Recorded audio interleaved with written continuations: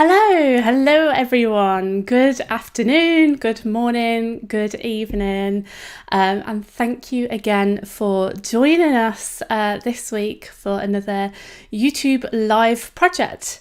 So in today's session, I'm going to show you how to create this wooden backpack. Okay, so here it is. Let me just explain it. So this is a slot together assembly. Okay, so all kind of comes together like this. Okay, that's inside of the bag. So a few techniques that we're going to look at today in this session is we're going to look at how we can create inlays to decorate it. The whole part is a slot together assembly, so we'll be looking at some of the important things to think about when working with slot together parts. The top part here, okay, so you'll notice it's extremely flexible to allow us to kind of wrap this over where we've got magnets that basically hold the part together. And that's pretty much it. Okay, so this is done, all of this is done in Cut 2D, so you can use this in VCarve and Aspire as well. And this project was, I originally created this last year for the US and the UK user group meeting, and today we're actually making this project available for the rest of the community as well. So this is where this live is a little bit different. So I am here 100% from my house, but in a moment what we're going to do is we're just going to kind of play back the video for you. I'm going to be that side in the live chat, so if you have any questions, please bring them up and I can answer them there. I will be coming back in at the end of the video. So if there's anything that is worth highlighting, then I'll bring that up then as well.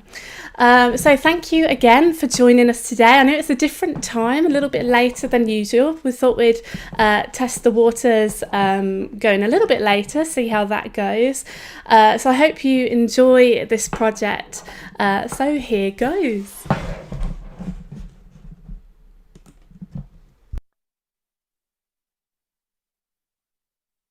In this project, we'll be looking at wood fashion, where I'll guide you through a project I've created specially for the 2019 Vectric user group meeting. Over the duration of this video, I'm going to show you from start to finish how I created this wooden backpack. The backpack is made from birch plywood. It's made of 3 parts that slot together along with some straps to put on the back of your bag, and decorated using the auto inlay technique. So let's have a look at how I started the project. So my initial inspiration came from various things that I'd seen on the internet like Pinterest and Instagram, of wooden clutch bags and wooden laptop holders. And I really like the idea of this. I think it's very simple and it looks really nice. However, it's kind of a little bit too basic to fill a 45-minute slot. However, this is something I'd still be very interested in making in a future project. But going on with my research, looking at wooden bags, I actually came across this backpack. And this one, I actually thought, wow, this is actually really cool. And you can see that it kind of bends over, and it's got straps on the side here. And I thought I can make something like this. And so I started to analyse it.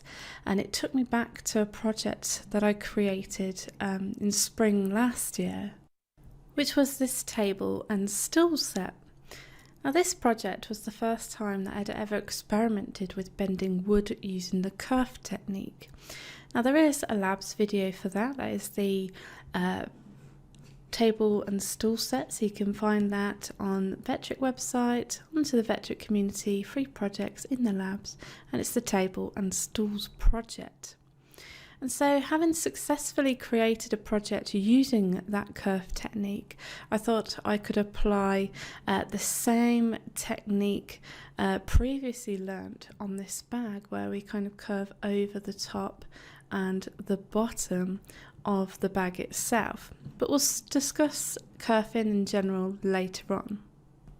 So onto the design itself. So taking my inspiration from this bag, I'm sure that you've heard the phrase good artists copy, but great artists steal. Now, rather than just do a direct copy of this bag, I decided to take what I liked about this bag and then turn it into something that was my own.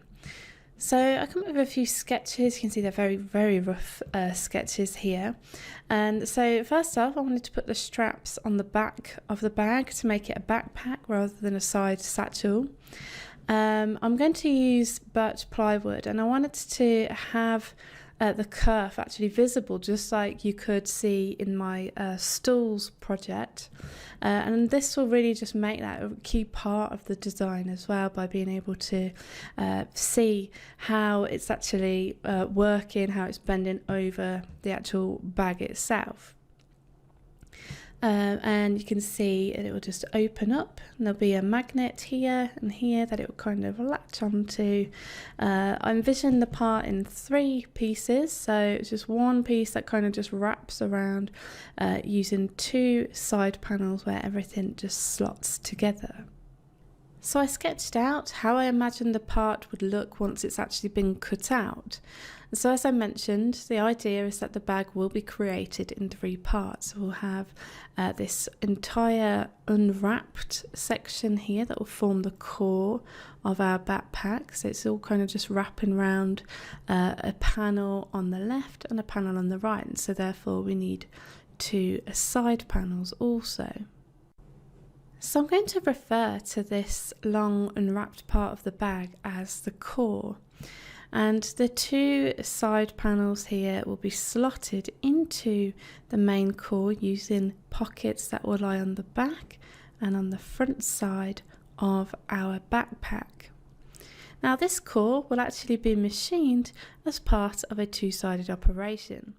And the reason for that is that I want to close the bag, so closing the lip here using magnets. And so if we flipped this material over, this is what it would look like on side 2, or the bottom side. So there are a couple of things that at this point I needed to make sure that I get right in the design. And so I was asking myself questions like, how am I going to line everything up accordingly? How much of the material do I need to kerf cut? How does the front and the back line up with each other? And how do I know where the lip will make contact with the front of the bag to actually close it? So there's quite a lot to think about, which will be unveiled throughout this demonstration. So now it's time to draw the bag up in the software.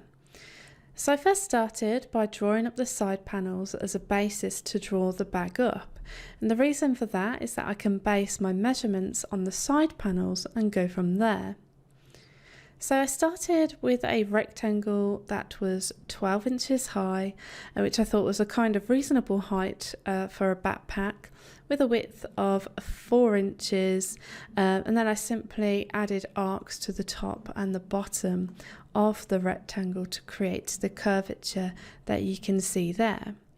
And so using that as a basis, I then created the back panel that would have a height of 12 inches, matching up with the original rectangle of the side panel. And it would have a width of 10 inches, which I thought was an ample amount of width space for the bag itself. And so to make sure that I draw everything up so it's correctly aligned with other parts, I thought the easiest way to do this would be to initially draw it up as if I was looking through the part on the front face, and once everything is in place, then I could essentially unwrap the parts to create one continuous core. And so I drew the front panel directly on top of the bottom panel, which you can see over here. And you can see that it's actually a little bit shorter than the back panel. And the reason for that is that I wanted to allow for easier access into the bag. So rather than it being 12 inches high, I've actually made it just shy of 10.5 inches. So next I needed to create the lid part of the bag that will close it all up. So I just drew a rectangle in, lining it from the top portion of the back panel to the top portion of the top panel, where I then changed this span from a line into an arc to create the lid shape that you can see here. And then all I did was I just simply drew in a circle for the magnet position, where I actually measured the magnet first in order for us to get the diameter of the circle. And then I created a copy of the magnet position, or this circle here, to go onto the front of the bag. Okay, so the front of the bag is highlighted here, and so you can see I've got a magnet there for the front panel. And so with those ready, all I needed to do to the lid and the front is look at flipping them over vertically, where we could then line the lid up to the top, the front down the bottom to create the basic unwrapped layout. But before I could do that, I had to create the kerf sections to wrap around the arc to begin with. So let's have a look at what kerfing is before we go and actually create the kerfed design part of our backpack. So kerf cutting, what is it? Okay, so you can see some images here are demonstrating to us what kerf cutting is. And so kerf is actually defined as the width of material that is removed by a cutting process. And the word kerf should only be used when talking about the actual cut width. And so kerf cutting enables us to cut away at a lot of material to make it flexible to create the bendy wood that you can see in these two images here. And there are two types that I know of kerf cutting in order for us to bend wood, and it's these that we can see here. So here is the kind where you actually use a blade to cut the majority of the thickness, leaving a very thin layer that will bend due to the thinness there of everything that has been cut away. And secondly, you see this kind of pattern with a lot of lasered items, and that's where you cut all the way through the material in a pattern that removes the majority of the material but still has a lot of contact points in order to bend the area. And it was this process that I was interested in and what inspired the Table and Stools project. So looking back at that project, I did create a series of test cuts to find the best pattern to use, and I found that this style pattern worked, whereby I cut an array of horizontal lines alternating the direction of the cut with a space of uncut material on either side in order for us to create the actual bend motion. And so with a line spacing of 0.35 of an inch, this actually seemed to do the job. So I already have some values to go by for this backpack project, but if you did want to learn more about that process, then please take a look at the Table and Stools Labs video. So now I need to create two bendy sections, one to cover the top arc and one to cover the bottom arc, which will generally form the top and bottom of the backpack. So for the bendy parts, I need to figure out how long in total the part needs to be. And so I need to work out the length of the arc itself. And that's actually quite easy to do in the software, whereby we can just use the measure tool. And if I click on the span or contour properties and click on the arc itself, you can see I'm presented with the length here of 6.2831. And so now with that value, we know what the height of our bendy part needs to be. We also know the width is going to be 10 inches, which is the same as all of the other panels that we've created. So we're going to add in 2 rectangles. One will sit on top here and one will sit on the bottom there. And so all we need to do now is we need to look at creating the kerf pattern to sit inside of these newly created sections. And so for the kerf pattern itself, it was a case of drawing 2 horizontal lines, one going from left to right and one going from right to left, with a spacing of 0.35 in between them. And then using those 2 as my starter vectors, I then used the array copy tool to create the pattern that we would ultimately use with a profile toolpath to cut all the way through onto the lines to create the bend in the wood. I then flipped the lid and front and lined them up appropriately in position to create the unwrapped layout. And that's pretty much the basics for the general layout, and it's a fairly simple design when you pull it all together. So let's have a look at how we can draw this up in the software. So I'm in Kerf Pro. Now this would be appropriate for Cut2D and Aspire users. Working with a double-sided job, we're going to go with a width of 22, height of 48 and a material thickness of 0.245. Okay, now if you were planning on cutting this project, you must ensure that you're working with the same thickness. If not, then you will need to make adjustments to various parts of this design, as it is a slot together project, and I'll talk more about that and which bits you need to change later on. The Z0 position, we're going to set that on the material surface for both sides, XY in the lower left, and we're going to flip in this direction. And then we could go ahead and press OK. So as I mentioned, we're going to start by drawing up the side panel. So we're going to go in and draw a rectangle. Okay, so here I'm just going to sketch in a shape. Now you remember that I said I wanted it 12 inches high. Okay, so I found the 12, width is 4, I can see that there, looking at my cursor, so I can let go, and there we have our basic side panel shape. Okay, so to help me draw up various other parts, or to make sure everything is lined up, we're actually going to make use of some of the guides. So I'm going to snap a guide to the top portion of our side panel, and I'm going to snap one to the bottom. So all I do there is just simply drag a rule out to bring that guide into view. Okay, now with our rectangle highlighted, we're going to go into node edit mode, whereby we're going to right click, we're going to make this from a line to an arc, right click, from a line to an arc. So next we're going to look at drawing the back panel. So I'm going to use the rectangle tool. I'm going to line it up to the guides. Okay, like so. So you can see we've got a height of 12 inches. I'm going to pull this out to 10 inches so you can see that there. We'll just take that and just nudge that over a little.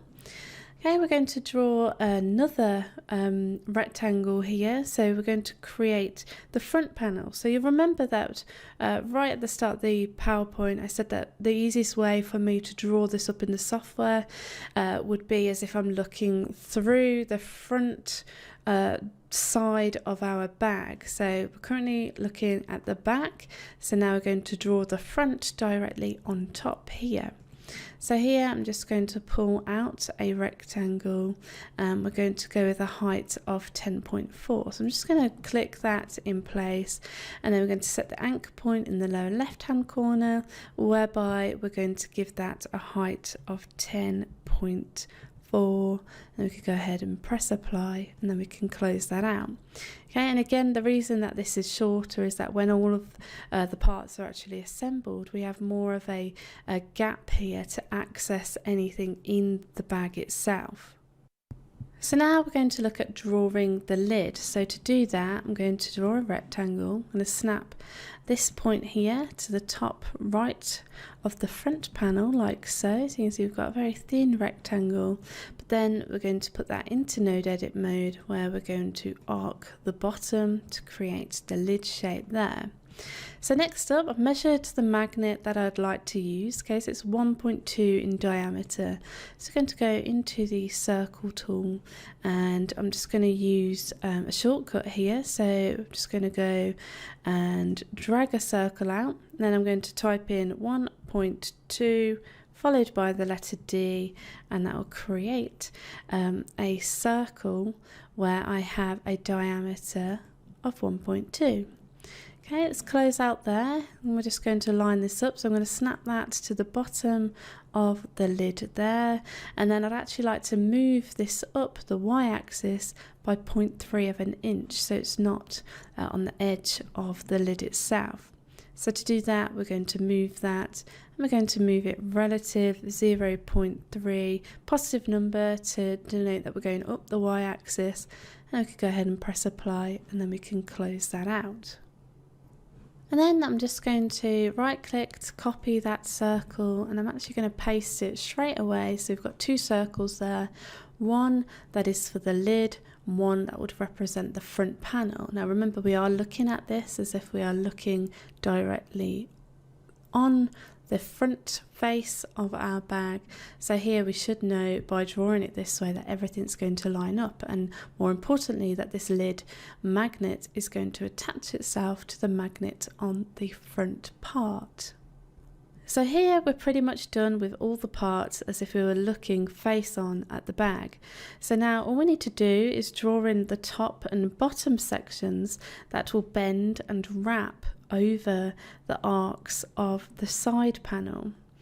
And so as you've seen in the PowerPoint the easiest way to work out what the length we need is to just go into the measure tool to measure the length of this arc. So in the measure tool, we're going to select span contour properties, and then I can click on that, and you can see that it's highlighted that there, and you can see that we have a length of 6.2831 inches. If I click on the bottom, that will be exactly the same. Okay, so it's the same because we create the arc based on this same line length originally.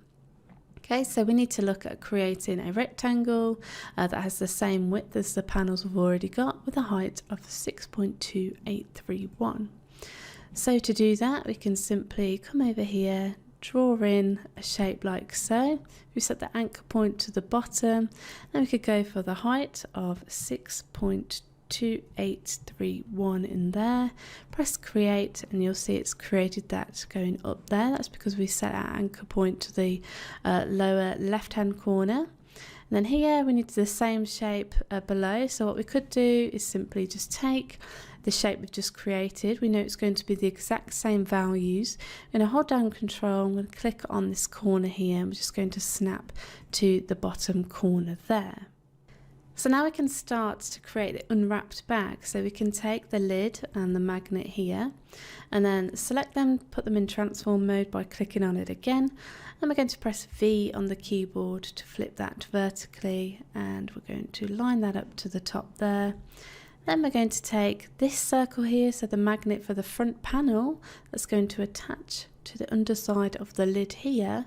We're going to take both of those, with those selected again to put it into transform mode. Press V on the keyboard to flip that vertically, and then we're going to line that to the bottom there. And so the reason why I flipped them vertically is because when we unwrap it, this is how it's going to look. Okay, so the lid here is basically what we're looking at is the underside, and then we're looking inside the back of our backpack. Here is the bottom of our arc shape, which will have a curve pattern on shortly, and then here is the inside of the front panel.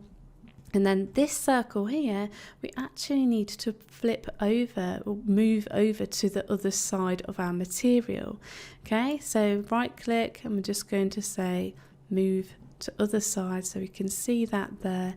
When we flip over, we can see we've just got that magnet there.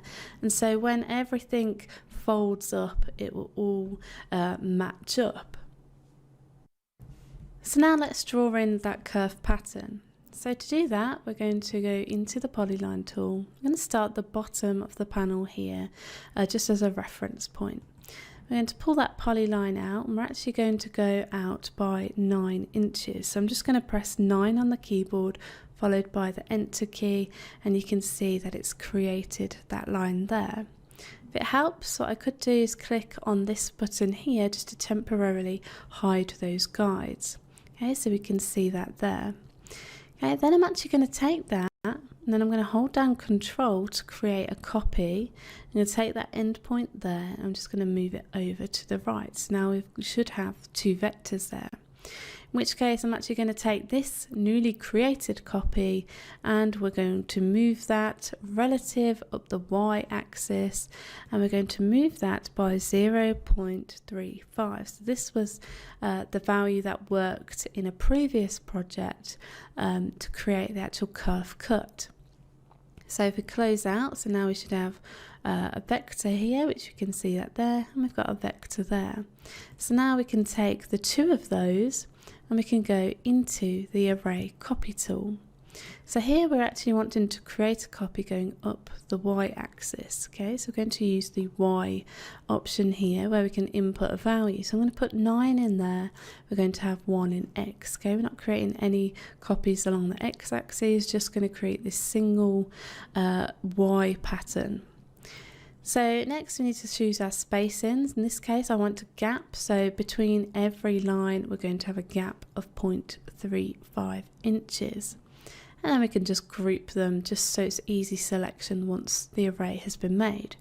So let's go ahead and press copy. Okay, so we can see that has been made there, and then we can close out and we can take a look at that. Okay, and so with that we can take it, hold down Control, going to just take that bottom corner, snap to the next section there, and there we have our second kerf pattern.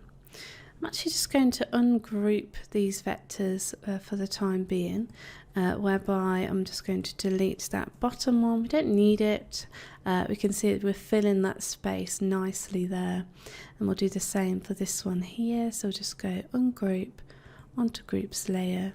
We'll just take that vector there and we'll delete it. And then if we just drag up, so dragging from bottom into an upper left motion, we'll select everything that is within that selection box, in which case I'm just going to undraw the lid there, undraw the back panel, undraw the kerf section, undraw this kerf section, and undraw the front panel by holding down Shift, and then we're just going to look at grouping those so we just have the kerf vectors grouped themselves. So you've seen how quick and easy it was to actually draw up the key shapes there. Now what we're going to do is we're going to look at drawing up the slot together parts. So we need pockets for the back and front panels, and we need what I call wings on the side panel here. So let's just jump back into the PowerPoint just to take a look at what we're going to do next. So here we're going to look at creating the slots and wings. So we're going to add wings to these side panels. So I'm going to go with a width of 0.185. Okay, so we're going to have a part that comes out here that lines up with the front panel, which you can see highlighted there, and then we've got a longer wing or tab that's going to line up to the back panel, which you can see in the background here. You can see that I've started to create more guidelines to help me ensure that everything is lined up, and this is purely just to make sure that when everything is assembled it does go together successfully.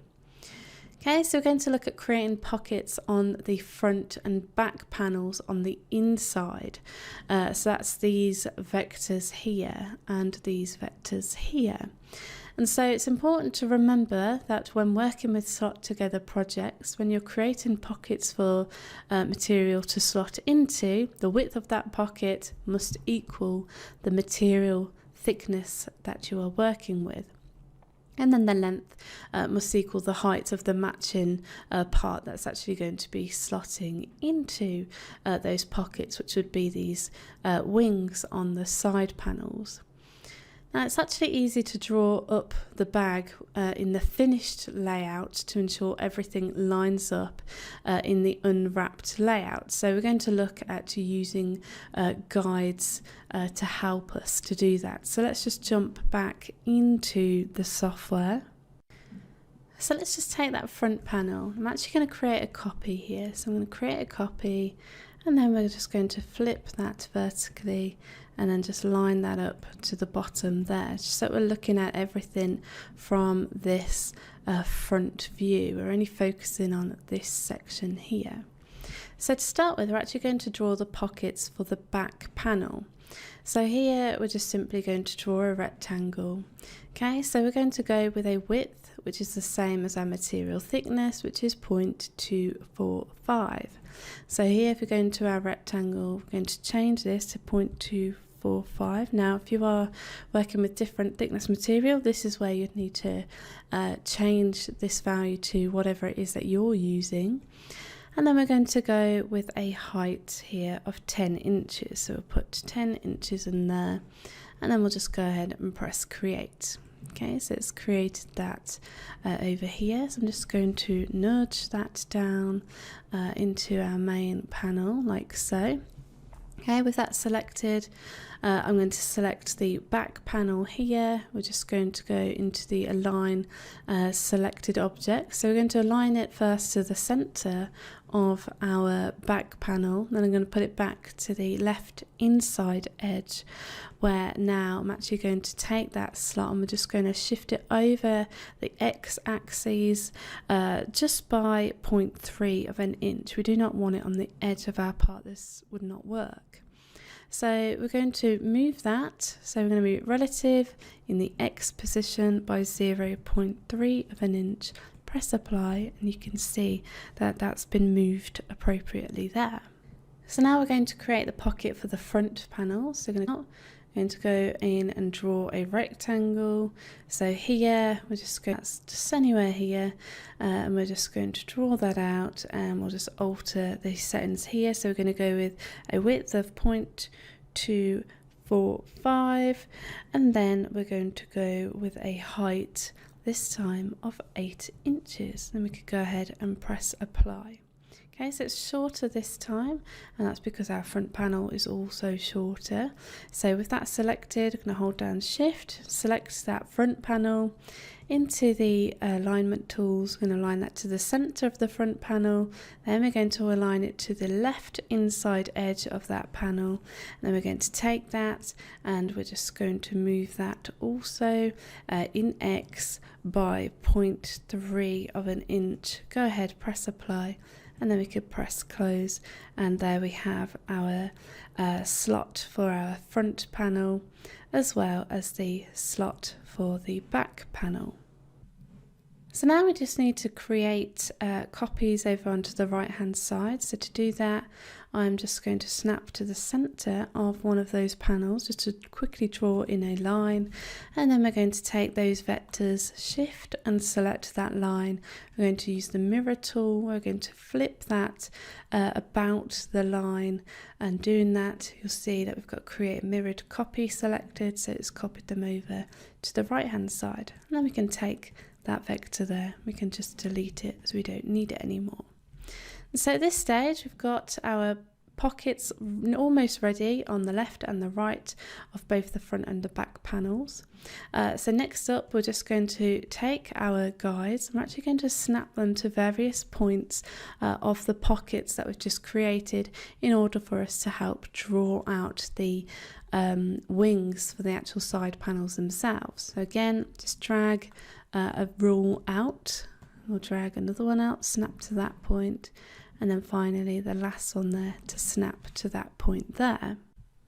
Right then, so to create our wings, we're just going to do this by copying what we already have. So we're going to take this larger pocket for the back panel, I'm going to put it in transform mode, hold down Control to create a copy, and then I'm just going to snap that in place over here.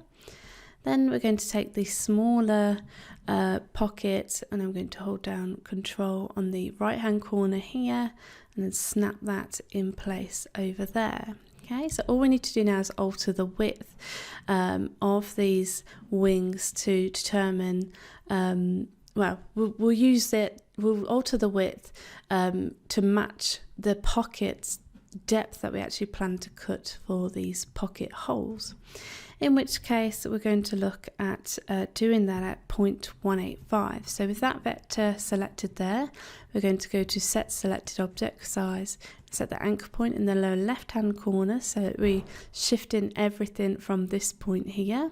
So here we're just going to uncheck link XY, and then we're going to go for a width of 0.185 in there. Press apply like so, and then we're going to take this point here. This time we're going to make that selection alter its shape alter its size by the anchor point being in the right hand side, because we want that to stay the same. And again we're going to change the width there to 0.185, and then we can apply that, and you can see that's done that there.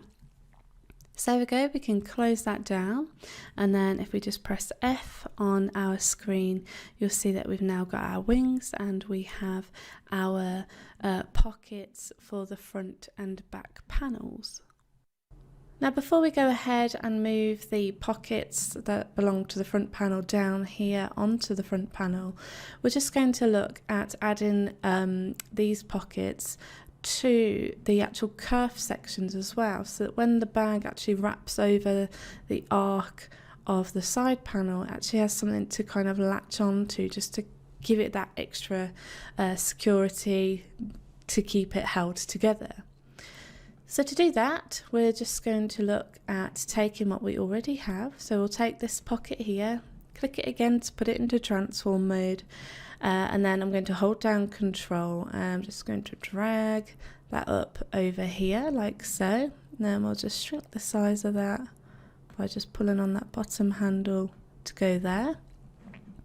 And we'll take this one, we'll do the same, so in transform mode, and then hold down Control, drag it up so it's in line, and then we're just going to take that and move that up there also, and then we're just going to position it onto the actual first kerf line on each side. Okay, so we'll put that over there, so we're just only putting that track where we need to. Okay, so that's there. And then over here, we'll just leave that as it is. Okay, so on the bottom, I'm just going to do the same. So I'll just take the newly copied vector we've just created, put it into transform mode, hold down Control, I'm going to move that down, keeping that in line like so. And then we'll take this one, hold down Control, move that down, keeping that in line, and then position that in place, and then we'll just nudge that down and just snap that into position here like so. Okay, so there we have our tracks, what we're going to call them, which is just a pocket toolpath on the actual kerf part of our design. So now let's take the vectors that belong to the front panel, so these two shorter pockets along with the temporary outline there, and we're just going to take them and just move them out the way, and we'll right click and we're going to group them, and we're going to go over to mirror selected objects. Okay, and we're just going to look at flipping that vertically like so, and then we can go in there and then we can just line that up accordingly here. And then what we could do is we can now ungroup those objects onto the groups layer. We can get rid of the one outlined there, and now we know that everything now lines up accordingly. So the last thing that we need to add in for the design is the bag straps. Now for the straps I actually used 2 belts and they've actually worked out perfectly. So all that we need to do is work out the width and the thickness of the belt to create the cutouts for the belt to feed into the back panel. So I've done that and I've measured them roughly at 1.3 inches wide with a thickness of 1/4. So I'm going to go with a slot of 1.4 by 0.3. So to do that, we're just going to come over to this area here. We're going to draw in a rectangle, and I'm going to go with 1.4. Okay, so I can see it there, 1.4 by 0.3. Perfect. So we'll right click to come out there. I'm going to move that over. So with that selected, we're just going to move that inwards, so relative in the X position by 1 inch, press apply, close out, and there we have our first pocket hole. Now, as you've seen throughout this demonstration, you'll notice that I have been making use of many of the tools that we have available in the drawing tab to help minimize the amount of work that I'm actually doing, whereby I can draw one item, and if I know that I'm going to be creating a copy that's going to be over to the right or to the bottom, I can make use of the mirror tools, which is exactly what I'm going to do here. So we're going to draw a line. Okay, so I'm just going to find the center point. Okay, so just drawing a line here, and then I also want to, so if I press space to just start a new line, I want to find the center point of the back panel, which is here, and then I'm just going to click to accept that there. So the reason why I've drew these lines is I'm going to take this rectangle, I'm going to create a copy where we're flipping about this line which lies in the center of our back panel, so we have an even amount of spacing and everything is symmetrical. Then we're going to take those two and we're going to create a mirrored copy flipped about this line here to the bottom, where this line also lies in the center of the back panel here. So let's do that. So we're going to take this one, shift and select this line, and then we're going to go over to the mirror tool. We're going to say flip about line where we want to create a mirrored copy. So flip about line there, shift and select these two, shift and select the line now, and again we're going to flip about line, and you can see that it's applied those at the bottom also. So we can close out, and then we can actually go ahead and delete these vectors. We don't need them. They're purely to use with the mirror tool. And so you can see here we're really just drawing as much as we need to. So draw one part and then use the mirror tools to create the other items. So now we're pretty much at a stage where we're ready to just finalize the design ready for toolpathing. So let's have a look at some of the things we need to do next. So first off, we're going to look at creating one single outline for the core part of our backpack. And so we'll just be looking at having one single outline, so we're not going to have all the dividers for all the different sections here, as we'll only be cutting this out in one piece.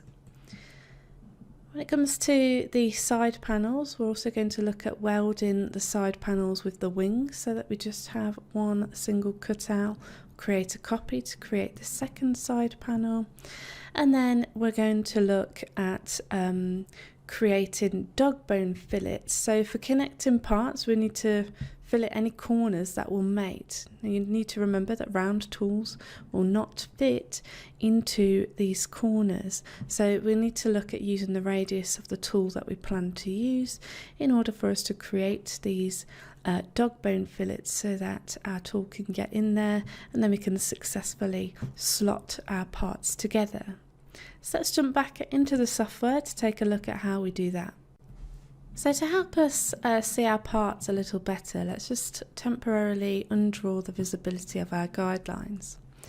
So we're going to take the top section here, I'm going to shift and select the section that represents the top kerf, shift and select the back panel, shift and select the bottom kerf, and shift and select the front panel. And all we're going to do is come over and use the weld tool, and the software will just weld everything so we now have one single outline vector. Okay, so now what we need to do is we need to come over to the side panel here. So here we're just going to go in, and this time we're just going to use the scissor tool. So this is the interactive trim tool. So here we can come over and say click click, don't want that area there, and then we can click there because we don't want that area there, and it will automatically join those vectors because we had this option checked within the interactive vector trim tool. Okay, so that's pretty much the outlines done. So all we need to do now is figure out the fillets. So as I mentioned, for the fillets, we need to use dog bone fillets so that our tool can get to the corners of all the areas that are going to be slotted or connected together. So to do that, let's head over to the fillet tool.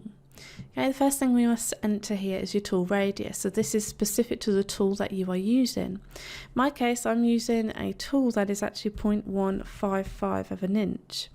So I'm going to put that tool in, and I'm going to use the slash option for divide by 2, and then press the equals key, and the software will calculate that within that form for me. So now I know that I'm going to use a tool radius of 0.0775.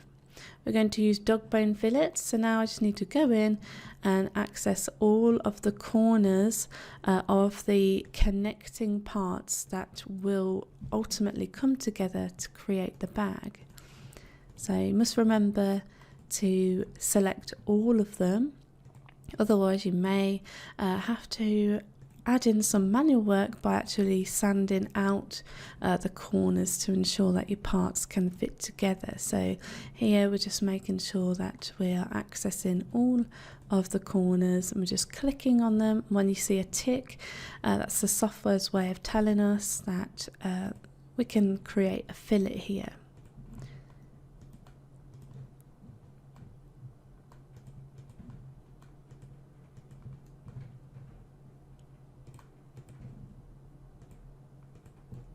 So that's the front panel done. We've got the tracks done. 2 holes for our straps are done. The bottom of the pockets here are done. The bottom of the side panels done. The top pockets are done. The top pockets here and the tops of our side panels are done.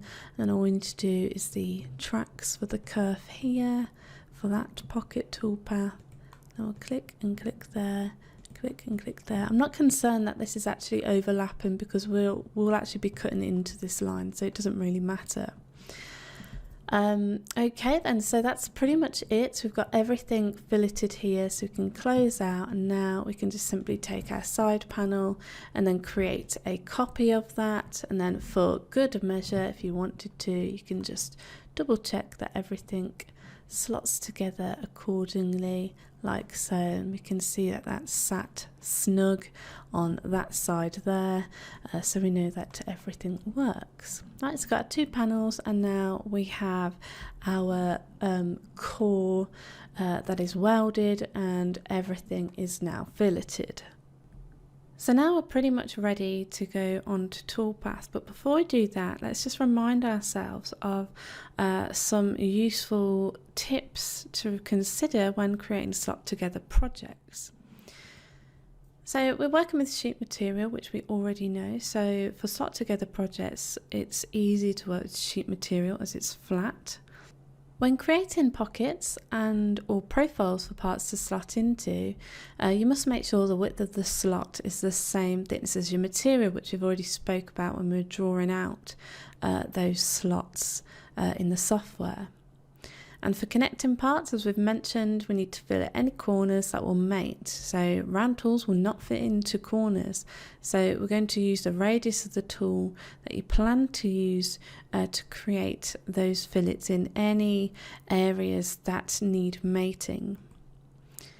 Now, in terms of toolpaths, which we'll be going on to shortly, we are going to look at adding negative allowances for the slotted parts. So this is basically where we overcut past the vector in order for us to create that allowance. And the reason for that is if we didn't apply an allowance, we'd have a hard time slotting the parts together as they're the exact same measurements as each other. You may actually get it to slot together, but you will have most definitely have a hard time disassembling the part. So we're going to look at adding in allowances just so that we can have enough room for our parts to fit together, but it's not too loose that it moves about. As always with any slot together project, I always recommend that you run test cuts beforehand for best fits. It's easier to get your best fit done as part of a test cut than waste time and material cutting out the whole project and then realising it doesn't fit. Now, in particular for plywood, you can also think about the tooling to avoid splitting when working with a layered material. So as I am working with plywood, I will be looking at using a compression tool.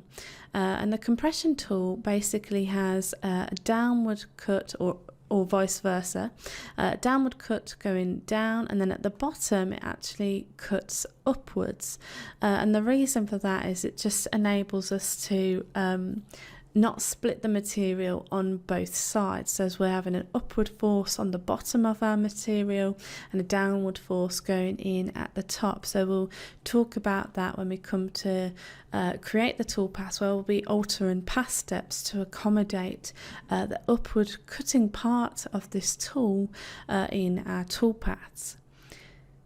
Okay, so back in the software. So as we are working with a two-sided part, we're actually going to look at machining the bottom side first for the magnet hole, or the pocket even. And so in order for us to align the two sides in X and Y when we flip the material over, we need to have some kind of method in place to allow us to do that. In this case, we're going to look at using the dowel method. So here I've measured up my dowels that I've got. So we've got a 0.33 diameter dowel. So I'm going to put in 0.33 in the draw circle tool, and I'm just going to click to put that in place.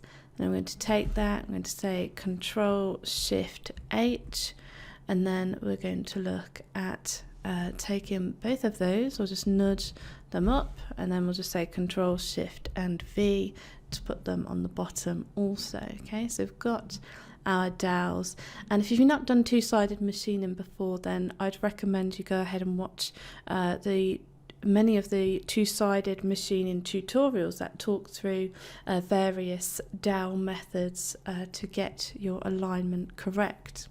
Okay, so I'm not going to go into that. We're just going to go and look at machining this backpack. So switch over to the toolpaths tab.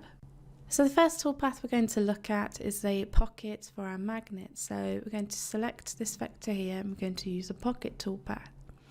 Okay, now I've measured the thickness of my magnet, okay, and it is 0.1, so I'm going to put 0.1 in here. And then we're going to select a tool. So in this case, I have a tool that is a downward cutting tool, 0.187. So I'm going to use that, and that will just force all the top layers to go down so it doesn't split our material. And then we need to put in an allowance. Okay, so as with anything that slots into other parts, we want to put in an allowance.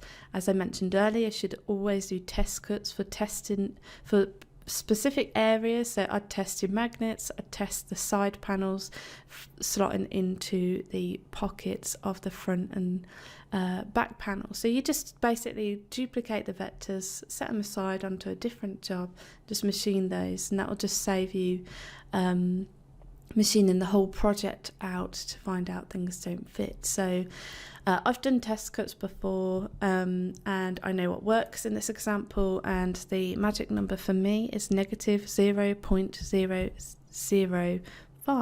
Okay, so 0.005. And then we'll give that a name. So we're going to call this one pocket magnet, and then go ahead and press calculate. We can see that there. Now if we wanted to take a look in the 2D view, you can see we're looking at a solid view here, and if we zoom in, we can see that anything that is purple will be cut away, and we can see it's actually cutting past that vector there, and so that's ensuring that allowance is applied, and we're creating that very small overcut so that our magnet can fit nice and snug in there. It's also worth noting that with any project where you have parts that are essentially going to be fitting into pocketed areas, for example, like we've got here, the magnet going into the pocket, or later on we'll be looking at inlays, so parts going into other parts. You should always have your female to hand. Now, as this is a magnet, it's a physical thing, I already have it to hand, so I'm going to cut the male part to hand. So the magnet is the male, and then the female is the pocket. So we cut the pocket, and then we can test if the magnet will fit in the side. If it does, perfect. If not, then we can make the overcuts here. So always cut your male parts first. Right then, so with that done, we can go and preview that. So let's preview what that looks like. Okay, let's put that in Z. We seem to have flipped that over. Okay, so there it is. Perfect. Let's close out. Now we're going to look at running the toolpaths for our dowels. So we're just going to select these dowels here, and then we're going to go and run a pocket toolpath. Okay, so here we're actually going to cut all the way through the material and into the spoil board. So we're going to go with a cut depth of 0.6. The tool that we're going to use is 1/4 inch. We'll go ahead and press select there. And we'll just give that a name, and we'll call that one Pocket Dowels. Go ahead and press calculate. The software will warn us that we're going to cut through the material. That's fine, I intend to do that. So we could go ahead and preview that, and we can see what it's done there. So the idea is that it will cut all the way through, plus extra to go into the spoil board, so that we can simply just flip the part over and everything will be lined up correctly, as long as we flip in this direction here. If we flip that way, then everything's going to be misaligned. Okay, so that's pretty much it for the bottom side. So we can close out, and then we can switch over to the top side. So let's just switch over to the 2D view. Okay, so the first thing that we're going to look at is creating the pocket for our magnet. So we're going to take that, and then we're just going to go over to the pocket toolpath. So here we're going to pretty much go the same settings that we did on the other side. So 0.1 inch that we're going to cut down into. We're going to use this end mill here. And then we're also going to put in an allowance of negative 0.005 in there for that little overcut. And then we're going to call this one Pocket Magnet, and then go ahead and press calculate there. And we can preview that to see how that looks. Perfect. Right then, so let's switch back over to the 2D view, and then we can close out of the preview toolpaths form. And now we can look at creating all of the pockets for the slots and the tracks on our curve. So we're just going to take all of those vectors, go into the pocket toolpath. Here we're going to have a start depth of 0, so the material surface, and then the cut depth we're going to be cutting down 0.185. Okay, so that 185, if you remember, is the same as the distance of the wing that comes out of the side panel, so we should have a nice snug fit there. The tool we're going to use, we're going to look at using a 0.155 inch end mill. Okay, so I'm using this for all of the slot together parts. And the reason I'm using this tool is it's a compression bit. Now, compression bits have two directions of cut. Okay, now in my case I've got a downward cut, but then at the bottom it actually cuts upwards, and that bottom section is about 1/8 inch in length of where it does actually do the upward cut.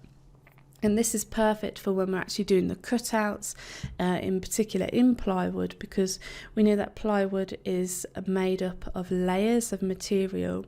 By having both directions of cut, by having up at the bottom and down at the top, just means that we should really avoid creating splits or really damaging the material where the layers can actually tear apart, whereby we're cutting down on the top using a downwards force, and as the tool gets to the bottom it's actually pulling or pushing all of that material upwards, and so we're not going to create any of those splits. Okay, so as I mentioned, and I've put in my notes actually here for this tool that I have an upcut of 1/8 of an inch, so I must remember that for when we come to the pass depths here. Right then, so that's pretty much it, so we'll select that, and then if we go to edit passes, you can see my first pass is at 0.617, second is at 0.1233. Now I'm actually going to delete that first pass and we're going to dive in there at 0.125, so my upward cut just falls short of 1/8 of an inch, and so by having my first pass step at 0.125, we're just going to start directly into that down cut, so we're not going to be pulling any material up. Okay, so that's the reason for that. So we'll apply that, we can see it's updated here, and we could go ahead and press OK. Okay, as always, again, as we're working with a slotted part, we're going to put in our allowance negative 0.005 in there, and then we're just going to call this one pocket slots, and then we could go ahead and press calculate. We'll preview that, we can see how that part looks. Okay, so let's just go ahead and tile our windows. We'll close out of the preview toolpath form. So now we're going to look at creating the bag strap holes. So we're going to take these 4 vectors, and again we're going to go into the pocket toolpath. This time we're actually cutting all the way through our material. So I'm going to type in Z equals, and then the software will pull out the thickness that we've assigned to this project. So for the tool, we're going to use that same tool again, that compression cutter. So here, all I need to do is just edit the passes. So again, to delete that, then we're just going to change this to 0.125, 1/8 of an inch. So we're going to do this in 3 passes, starting at the 8th, and then we could go ahead and OK that. And again, we could just look at adding in an allowance here. So we'll just put in the same allowance as we've always used, so negative 0.005 in there. And then we could call this one pocket bag straps. Go ahead and press calculate, then we can preview that and we can see the result of that there. Okay, let's close out. Next up, we're actually going to look at running a profile pass on our kerf area. So we've got our kerf vectors selected here. We're going to use the profile toolpath where we're going to cut all the way through. So again, Z equals.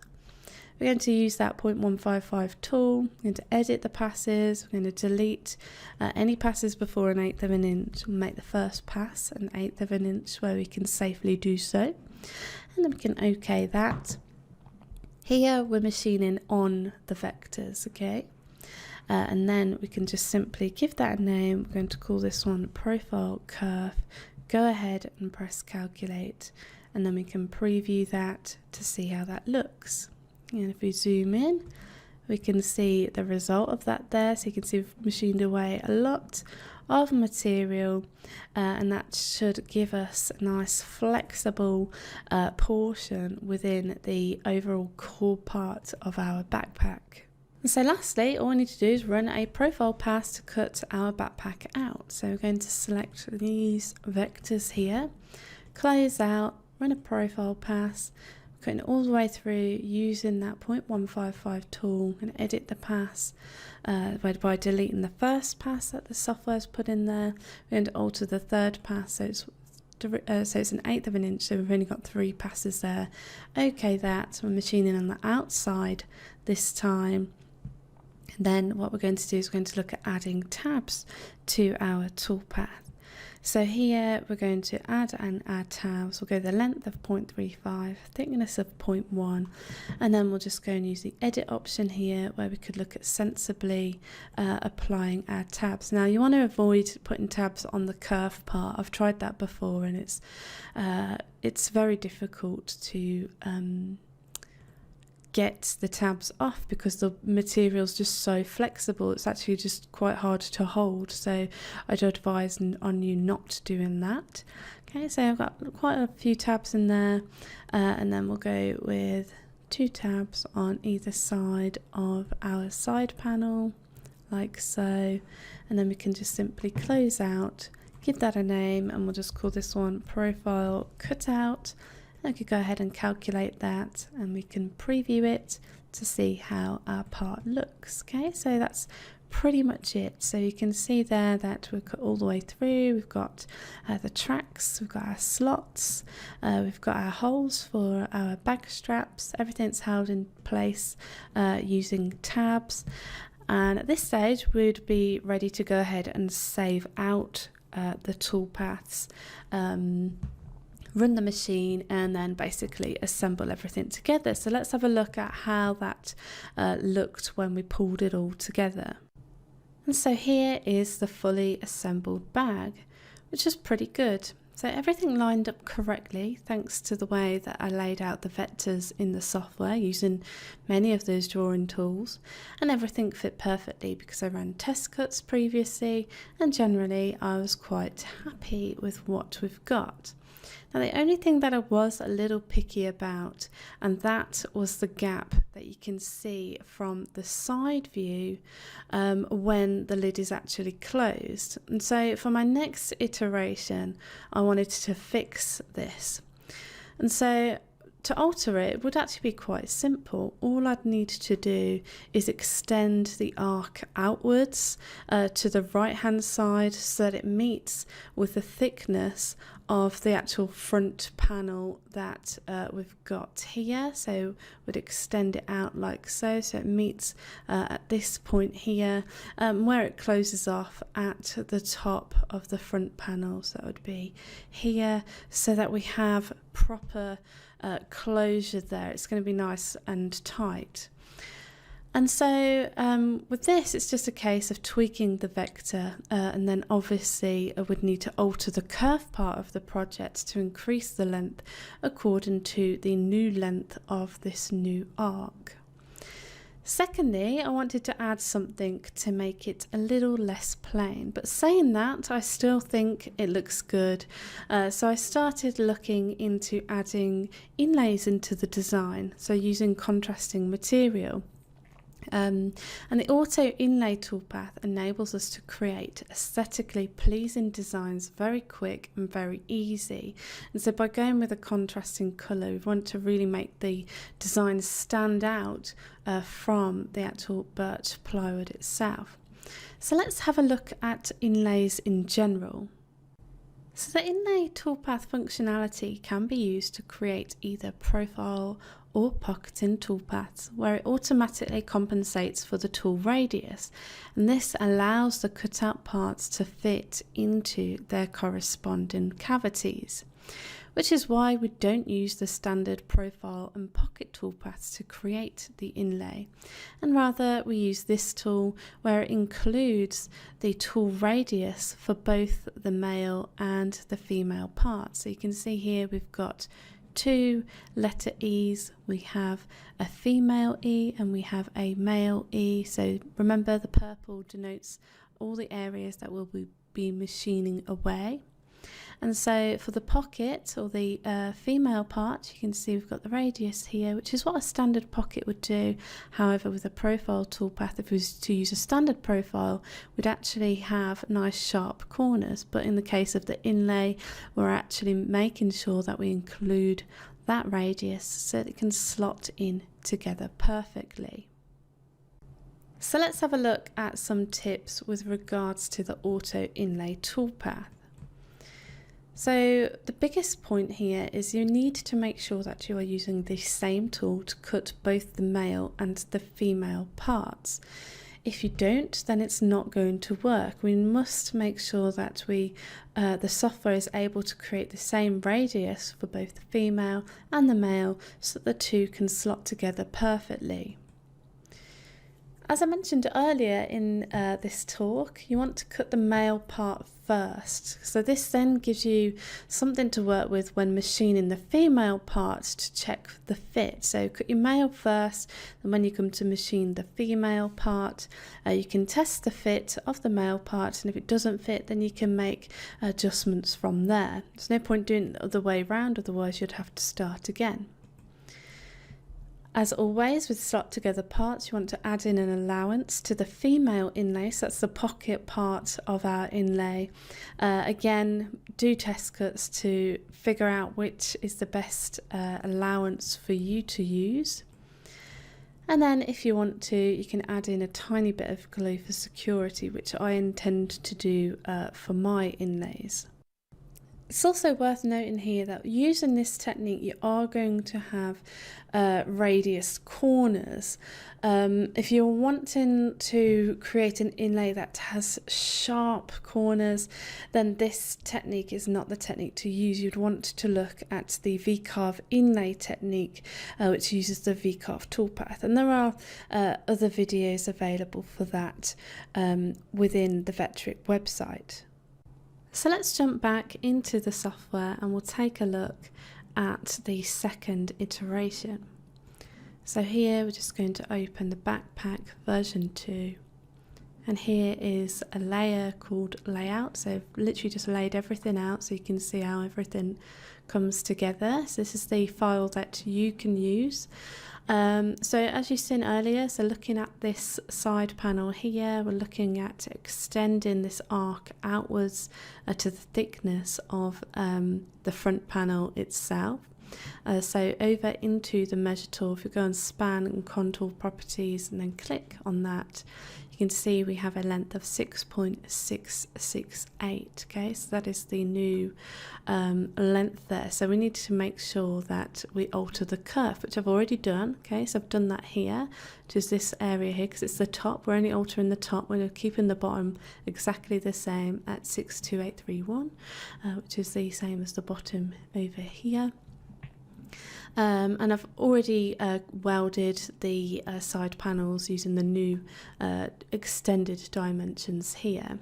Okay, now as I've added more length to this kerf body here, I've actually shortened the lid. So I've actually gone into the lid, and so the lid is now a little bit smaller, but now that I've cut it, it actually looks okay. So I'm not too fussed about that. So it's not really a problem. Okay, so in terms of the inlay design, you can see that I'm going to have my initials on the back of the backpack, and I've got these hexagons that are going to go into the side panels.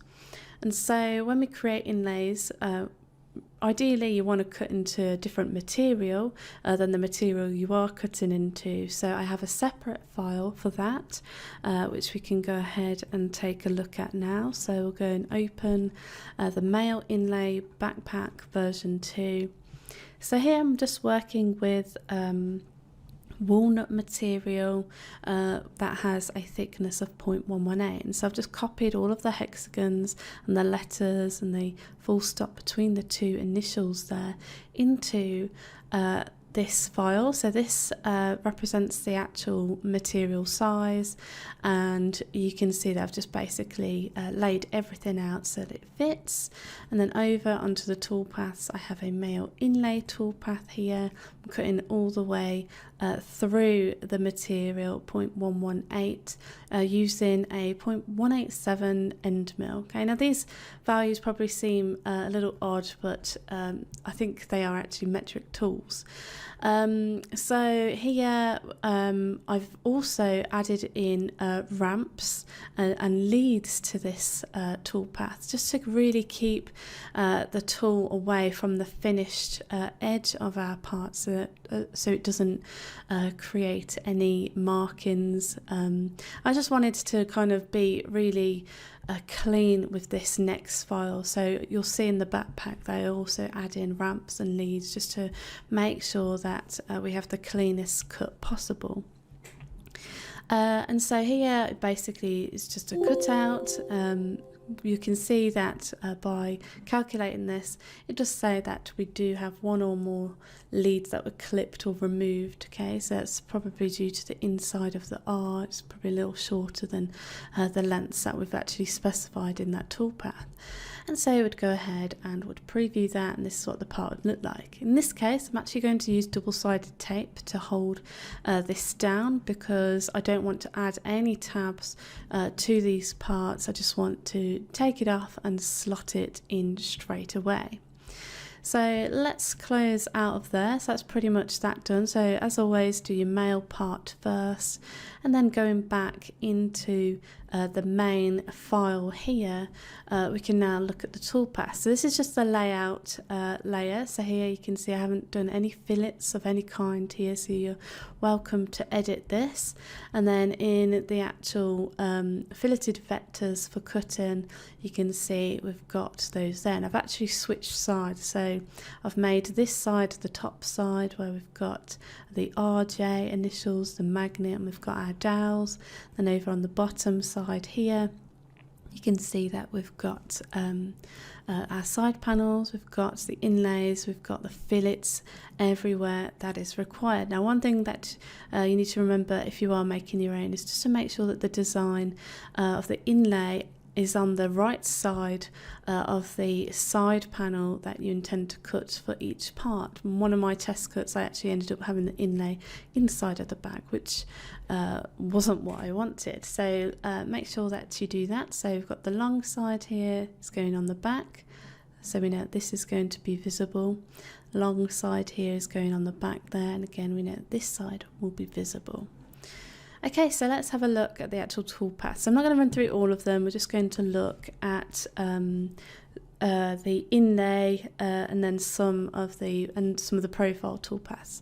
Talking of profile toolpaths, you'll notice actually that I've actually extended out the curves past the actual outline of our part, and that's just again just to make sure we coming out, start plunging down away from the finished surface and then going in. Again, it's just more about just keeping it really clean. Right then, so let's switch over to the toolpaths tab. Okay, so starting on the top side, you can see we've got our inlay. Okay, so we're cutting down to the thickness of the male inlay, so 0.118. We're using the exact same tool here, and we've got that allowance. Okay, so that allowance is just going to be there just to ensure that everything fits. We're overcutting it to accommodate for the actual fit. And at this stage is where we'll test, make sure that the R, the J and the dot actually fit in okay, in which case they actually did. So we can close out, switch to the bottom side, and again looking at the inlay for the hexagons, again exactly the same cut depth, same tool, same allowance. And then some of the other things that we've changed, so the kerf, like I mentioned, we've extended that. And then for the profile cutout, if we take a look, we've got these tabs, and then if we go ahead and just preview that toolpath, again you can see we've got these ramp and plunge moves going into our part, just keeping that tool away from the finished surface for when it's plunging in there. Right then, so if we just preview all sides here, we can take a look at how that is looking. And so there we have one side, we've got the initials, we've got the magnet there, and then on the bottom side, we've got everything else. And that's pretty much it. Okay, so let's take a look at the finished part. So here is the version 1 bag with the gap. Here is version 2, so you can see we're really closing that off there, and that really works really well. And you can see it's just closing the bag off real nice and tight there. We don't have this gap where it's kind of overhanging here. It's all pretty much solid. Okay, the inlays look beautiful. We've got an inlay on the back there. I've added the straps in. You can see it all together there. This is what it looks like open. This is what it looks like inside. So this is version 2.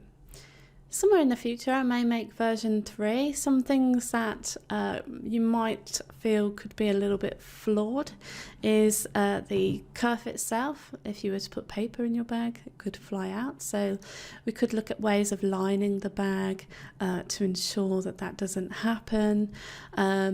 The bag itself is actually really quite lightweight, and I'm guessing that's down to the thickness of the plywood that I was using, so I wouldn't really go any thicker than that. And overall, I think this is a very successful project. We learned lots of different techniques, looking at how to lay out our vectors, looking at how to make different iterations just to really polish the bag by looking at closing it off here and then adding in those beautiful inlays that just really set this bag off. Now, if you find that you create your own version of this backpack, then please share that with us on the Vectric forum or on one of our social media channels. So thank you for watching. Hello, right then, so thank you for sitting through the entirety of that video. I've got lots of comments in there. Thank you to everyone that has joined in and has enjoyed this project. So again, just for everyone else, so if you wanted to have a go creating this is what it looks like. It's really light, like I mentioned in the video, and yeah, this is really fun to make. So if you do end up making this, please share that with us. We'd love to see your versions of that. So next week we've got Todd, so he's back again next Tuesday. So in the thread someone mentioned about the time change, so we're going to kind of confirm that later on this week, so look out for that across Facebook and Instagram. And this project is going to be available for you right now. So if you head over to this link, okay, so Vectric Community free projects on there. We've actually put the link in the YouTube description.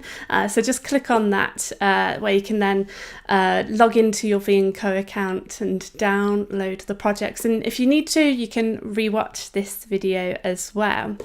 So thank you for watching, happy making, and most importantly, stay safe, and we'll catch you again next week.